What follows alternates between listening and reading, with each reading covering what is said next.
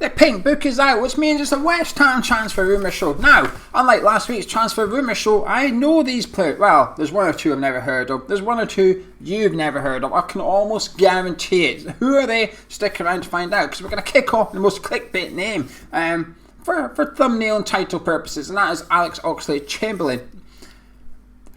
5 years ago, would have loved this. I would have loved Oxlade-Chamberlain at West Ham 5 years ago. 3 years ago, I would have liked Oxlade-Chamberlain at West Ham. Today, no chance. I don't want to see him anywhere near us. And it's nothing to do with his ability. I think on his day, he's a top player. But when is ever his day? He's always injured. And if he's not injured, he's not that good. He's not consistently putting in 8 and 9 out of 10 kind of things. Whenever I've watched him for Liverpool, he's played okay. He's never really influenced the game. And I'm aware Liverpool are playing at a much higher level than what West Ham are. But I don't want the top 6 rejects anymore. Now, when I say top 6 reject, I know you're always to throw Jesse Lingard at me. But there's two different types of top 6 rejects, isn't there? There's the ones they want rid of because they're injured or they're just not good enough anymore, they're old, whatever. There's that lot, but then there's a lot like Jesse Lingard where they're just not good enough for that team, they're just not getting enough game time and stuff, and they're the ones that are okay. But that lot, the actually Oxlade-Chamberlain, it's a bit like Aaron Ramsey. We were linked with him a couple of weeks ago, minus the substantial wages, but they're just injured so often. It is a shame because, like I said, Oxlade-Chamberlain used to be a good player. I thought he would have been a top player. It's a bit like Ruben Loftus-Cheek's going through at the minute. When Oxlade-Chamberlain first broke onto the scene, you thought, wow, that guy's going to the top. And I thought it with Loftus-Cheek. But he's never quite done it. He's had a decent career, but that is it. And he's one of those players you look back on and just wonder how good he could have been, what he could have achieved had he not got injured so often as he has done. But anyway, I don't believe this rumour, but I also hope it's not true. Right, so a couple of players that you may not have heard of. Antonio Semenyo, who's at Bristol City. He's a winger that can operate through the middle as well, 21 years old. Chelsea tried to sign him a couple of seasons ago, and they didn't really agree anything with Bristol City. So he's been monitored by Premier League clubs for a while. We'll be linked with him. I'm not sure if I believe this one. I don't recognise the player. I recognise the player's name because he was linked with Chelsea, but I can't say I've ever watched Bristol City play. But the more interesting one, I like this rumour. This is the rumour I kind of like. Daryl Dike. Not because his name, he's got a name. Sometimes you get a player's name, you just like their name. Daryl Dike. Anyway, he's at Barnsley at the minute. However, he's on loan from Orlando. He joined in February. He's already got 5 goals. 20 years old. He's already in the American squad. He's in the international squad. He's got caps to his name. So the signing him in terms of work permit and that shouldn't be an issue. And we're being linked with him as well. He's caught the eye of David Moyes apparently.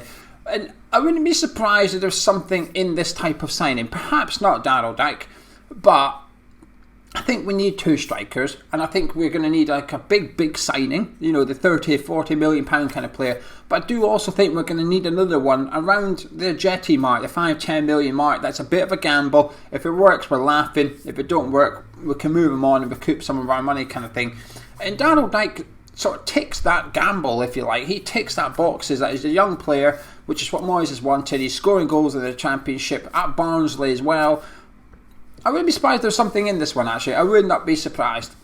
Now, the other interesting name, this is the more exciting name perhaps, is Jesper Lindstrom. Now, when I say that, exciting as in he's a really good player, I don't know, never heard of him. He's a Brondby attacking midfielder. However, while I don't do the YouTube thing, while I refuse to look up the YouTube highlights, what I don't mind is a little bit of the stats, and his stats are just ridiculously good. He's scoring a goal every second game at the minute. His dribbles are really high, his key passes are really high. Okay, he's playing for one of the better teams in Danish football, so it's a bit easier for himself to impose it. But again, this is the type of profile that we probably are looking for. 21 years old. He's also been scouted by Leipzig, I believe, as well, which is what David Moyes is wanting to sort of copy at West Ham. Now, when I say copy, I don't think it means literally nick their transfer targets.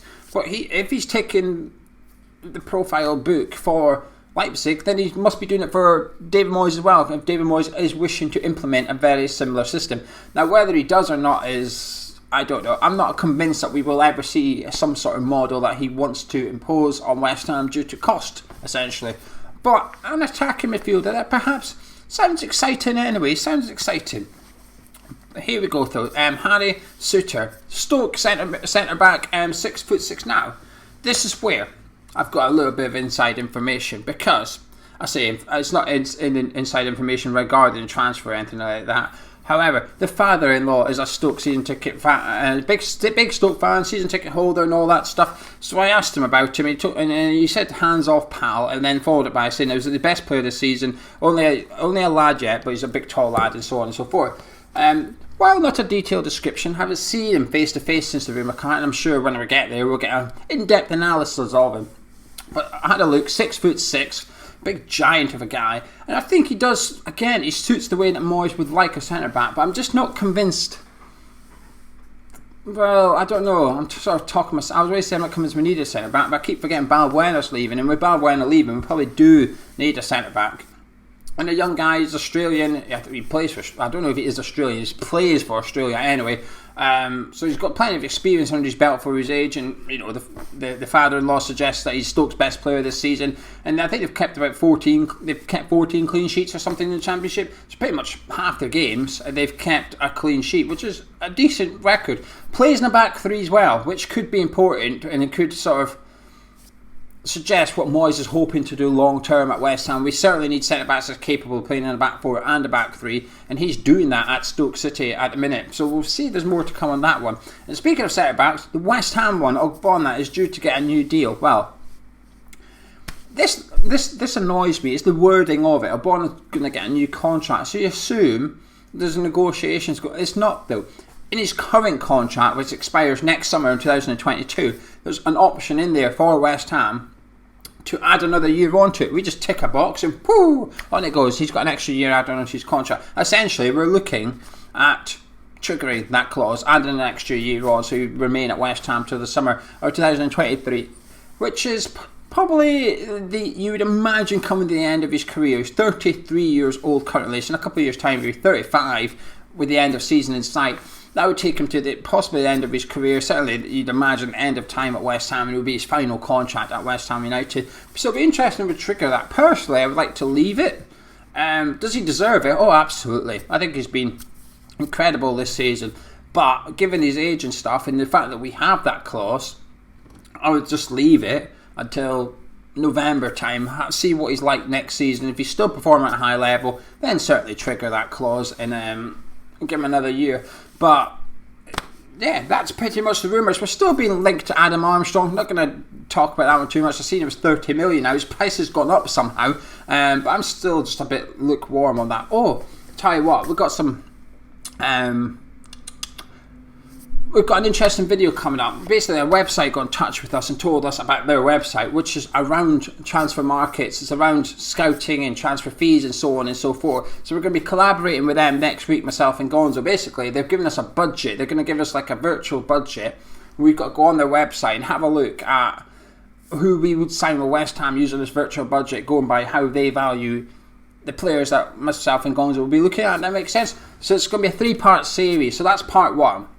And then we're going to follow it with part 2, which will be a live streamed video where the live chat, you guys watching, will get involved and you'll tell us players to look at, and we'll look them up on the website, see what the scout reports say. And then basically, the live chat has got to suggest which player they would sign with their virtual budget. And then the 3rd part series would be a follow-up live stream, which basically, so episode 1 of the live, we'll sign a striker. Episode 2, we'll spend the rest of the budget and try and see if there's a midfielder and or a defender, a different position anyway. Well, it's a very, very interactive show that we're going to be doing for that last one. But hopefully some of you guys can get involved. I'll be recording that with Gonzo probably the start of next week, and they'll go up middle of next week, and then we'll try and do the live ones back to back anyway. It sounds a bit confusing right now. I am aware of that. But hopefully it's something you can all get involved in. Patron. Oh no, I was meant to mention at the start and I can't edit. Patron. If you want to become a patron, this is the best time. This is the best time because you get charged when you join up and you get charged at the start of the month. So always join at the start of the month, which we are now in. You can support the channel from £3.60 per month. We've got 4 games this month, which means we've got 4 opposition views. I've recorded that already for the Wolves game. 4 player rating shows, 4 morning video shows. We've got a weekly podcast, a mug or tea, myself and Gonzo, discounts, WhatsApp group. We've got everything on there, so go have a look. The link is in the description. Anyone supporting the channel, we massively appreciate it. And I'm going to stop talking now. I'm going to disappear. Hope you enjoy your Easter weekend, whatever you're up to. And I shall see you tomorrow with I got a different video tomorrow. It's a different video, but hopefully you'll come back and join me. Catch you then. Ta-da!